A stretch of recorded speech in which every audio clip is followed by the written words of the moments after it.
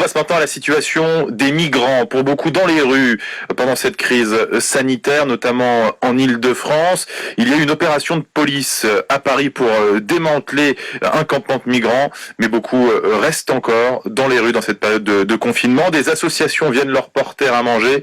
Leur situation est précaire. Reportage hier lors d'une maraude autour de Paris d'Étienne Molin. Sous l'un des ponts au-dessus du canal Saint-Denis, à l'entrée d'Aubervilliers, entre deux cimenteries, on voit une vingtaine de tentes. C'est l'un des derniers points où l'on peut trouver encore des migrants. Tous les Afghans ici, il y a une Pakistanais, indienne. Là-bas, c'est une noire africaine. Ceux qui viennent leur apporter des repas qui sont cuisinés dans le nord de Paris sont des bénévoles du collectif Solidarité Migrants.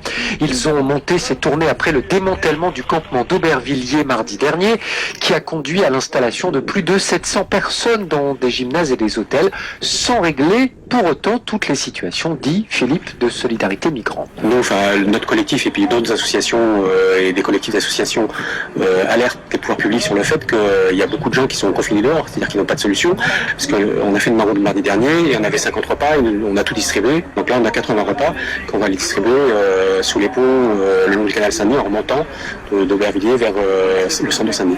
C'est des gens qui ont déjà des santé dégradées parce qu'ils vivent dans la rue, parce qu'ils se soignent mal, voire ils se soignent pas, parce que l'accès à la santé est difficile quand on vit à la rue d'une manière générale et pour les réfugiés encore plus. Les bénévoles font cette tournée en petits groupes, ils avancent sur des vélos, ils ont des masques de chantier sur le nez et la bouche.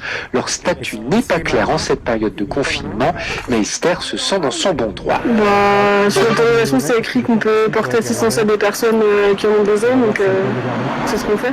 Là, on est en quelque sorte protégé par l'attestation parce qu'a priori, on n'aura pas d'amende. Les migrants rencontrés disent qu'ils n'ont pas vu de personnes malades récemment. Après le démantèlement du camp d'Aubervilliers, 25 personnes à risque ont été isolées d'après MSF. En une semaine, Solidarité Migrants estime avoir distribué sous les ponts autour de 300 repas. Le reportage d'Étienne Molin pour France Info.